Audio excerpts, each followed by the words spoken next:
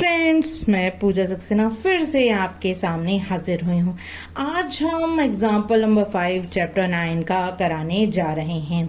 Solution तो आपके सामने है, हम सॉल्यूशन के साथ साथ इसे एक्सप्लेन भी करेंगे, जिसको आप मेरे चैनल के प्लेलिस्ट पे जाके चैप्टर नंबर 9 में ना केवल सारे क्वेश्चंस देख सकते हैं, बल्कि एग्जाम्पल नंबर 6, एग्जाम्पल नंबर 5 इन सब का एक्सप्लेनेशन भी देख सकते हैं। देख लेते हैं एग्जाम्पल नंबर 5 कह क्या आ रहा है। The shadow of a tower standing on a level ground is found to be 40 metre longer when the sun's altitude is 30 degree, then when it is 60 degree find the height of the tower. Question क्या है कि क्या था friends, एक मेरा tower था। क्या था? एक टावर था मेरा, और टावर को जरा स्ट्रेट बना लीजिएगा, और किसी समय उसकी जो टावर की शेडो बन रही थी यहां तक बन रही थी, और यहां से इस टावर के पीक का जो एंगल था वो कितना था? 60 डिग्री था। अब क्या हुआ? The shadow of a tower standing on a level ground is found to be 40 meter longer when sun's altitude is 30 degree. अच्छा, अब जब ये एंगल 30 डिग्री हो जाता है, या यूं कहो सन का एल्टीट्यूड जब 30 डिग्री हो जाता है, तो ये जो शेडो है वो 40 मीटर लॉन्ग हो जाती है। यानी जितनी भी ये शेडो स्टार्टिंग में बन रही थी, मैंने मान लिया कितनी बन रही थी? x मीटर की बन रही थी, और अब कितने की हो गई? अब ये शेडो पूरी हो गई 40 मीटर प्लस x मीटर। ठीक है, अब मैंने क्या किया? मैंने इसे नाम दे दिया। मैंने इसे नाम दिया A, B, C, और इसे क्या नाम दे दिया मैंने? D। Find the height of the tower. मुझे इस टावर की हाइट फाइंड आउट करनी है। तो मैंने क्या किया? इस हाइट को मैंने मान लिया स्मॉल h। क्या मान लिया फ्रेंड्स? Small h। आपकी लैंग्वेज देख रहे हैं, ठीक है, सॉल्यूशन की। आप सीधे मेंशन करेंगे, suppose the height of the tower is h and in starting the shadow of the tower was x meter. It is sufficient।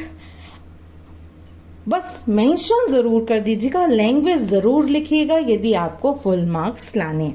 अब करना क्या है? मुझे इस क्वेश्चन में इस टावर की हाइट फाइंड आउट करनी है। अब जरा हम इसे साइड रख देते हैं। टावर की हाइट फाइंड आउट करने के लिए एक बार मैंने क्या किया, जो मैंने नाम दिए A, B, C और D, एक बार ये जो ट्राइंगल कैसा है? राइट एंगल ट्राइंगल है। राइट एंगल ट्राइंगल का मतलब क्या हो गया? एक ऐसा ट्राइंगल जिसका कोई भी एक एंगल कितने का हो? 90 डिग्री का हो। क्या कहलाता है? राइट एंगल ट्राइंगल कहलाता है। अब मैंने एक बार राइट एंगल ट्राइंगल ले लिया A, B, C, तो मैं कहूंगी in right angle triangle A, B, C। ठीक है फ्रेंड्स। अच्छा, राइट एंगल ट्राइंगल ले लिया। अब मुझे पता है इस 90 डिग्री के सामने वाली साइड क्या कहलाती है? ये तो कहलाती है हाइपोटेनियस। अच्छा, इस एंगल के सामने वाली साइड क्या कहलाती है? परपेंडिकुलर कहलाती है। और बची हुई को हम क्या कहते हैं? बेस कहते हैं। अब मैंने क्या किया? मैंने इसका tan ले लिया। क्या ले लिया? tan। tan क्या होता है? tan तो होता है परपेंडिकुलर अपॉन बेस। अब इस वाले एंगल के लिए देखिए परपेंडिकुलर क्या है? AB, तो मैंने कहा AB, और बेस क्या है? BC यानी x। अब tan 60 की वैल्यू रखी। tan 60 की वैल्यू क्या होती है? √3 होती है। AB की वैल्यू रखी। AB की वैल्यू क्या होती है? h होती है। और BC की वैल्यू रखी। BC की वैल्यू क्या होती है? मेरी x होती है।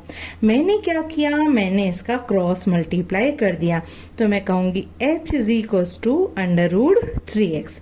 ये क्या हो गया? मेरी इक्वेशन नंबर 1 हो गई। इसे मुझे इरेज नहीं करना है, क्योंकि एट लास्ट जो भी x की वैल्यू आएगी मुझे यहां पुट करनी है, ताकि मैं h की वैल्यू कैलकुलेट कर सकूं। अब की बार मैंने क्या किया? Right angle triangle A, B, D ले लिया, तो मैं यहां लिख ले रही हूं in right angle triangle A, B, D। A, B, D। अब की बार का एंगल ये वाला है। इस एंगल के जो सामने वाली साइड कौन सी होगी, यही वाली ए बी, ये कहलाएगी परपेंडिकुलर, ये वाली कहलाएगी, क्योंकि इस वाले ए बी डी में, इस वाले में 90 के सामने क्या है, ये वाली साइड, तो ये कहलाएगी आपका क्या, हाइपोटेनियस, और बची हुई यानी ये पूरी कहलाएगी आपकी बेस। तो मैं बात कर रही हूं इस 30 के बारे में, तो मैं कहूं tan 30 इज इक्वल्स टू वही परपेंडिकुलर अपॉन बेस। देखिए 30 के सामने यानी परपेंडिकुलर, यानी मैं बात कर रही हूं ए बी की, बेस क्या हो गया, देखिए पूरा ए बी डी के बारे में बात करें तो बेस ये पूरा हो जाएगा, इट मीन्स बी डी। अब tan 30 क्या होता है, tan 30 होता है 1/√3। ए बी की वैल्यू होती है h, होती क्या है आप डायग्राम में क्लियर है, h, ए बी की वैल्यू है हमारी h। अच्छा बी डी की वैल्यू क्या है, देखिए बी डी यानी 40 प्लस x, क्योंकि बी डी इज 40 और x से मिलके बना है, तो मैं कहूंगी 40 प्लस x। अब मैं क्या करूं, क्रॉस मल्टीप्लाई कर लूं, तो मैं कह सकती हूं √3h is equals to 40 plus x। अब मैंने क्या किया, ये जो h की वैल्यू थी ना, इस h की वैल्यू को रखना चाहा, तो h की वैल्यू क्या है, √3x, तो यहां मैंने रखा √3x is equals to 40 plus x। √3 और √3 मिलके हो गए 3, तो ये हो गया 3x is equals to 40 plus x। इसके बाद का यहां जरा ऊपर लिख लेती हूं, ये प्लस का x है, जब मैं इधर भेजूंगी तो ये हो जाएगा माइनस का, तो 3x माइनस के x इज इक्वल्स टू 40। जब 3x में से x सब्ट्रैक्ट करेंगे तो मेरे पास बचा 2x इज इक्वल्स टू 40। 2 और x किस में है, मल्टीप्लाई में, तो 2 को दूसरी साइड भेजूंगी तो पहुंच जाएगा डिवाइड में, तो x इज इक्वल्स टू 40/2, या यूं कहो x की वैल्यू आ गई 20 मीटर। यानी ये जो वैल्यू है, स्टार्टिंग में एंगल जब 60 डिग्री बन रहा था तो जो शेडो थी वो कितने की थी, 20 मीटर की थी, लेकिन इस क्वेश्चन में हमसे क्या पूछा, हाइट ऑफ द टावर। तो अब जरा x की वैल्यू आ गई, अब मैं वापस से इधर आ जाती हूं, h की वैल्यू थी √3x, यानी x की वैल्यू रख दी 20, तो h की वैल्यू हो गई 20√3 मीटर, यानी height of the tower is 20√3 metre. बहुत इंपॉर्टेंट क्वेश्चन है बोर्ड एग्जाम के पॉइंट ऑफ व्यू से।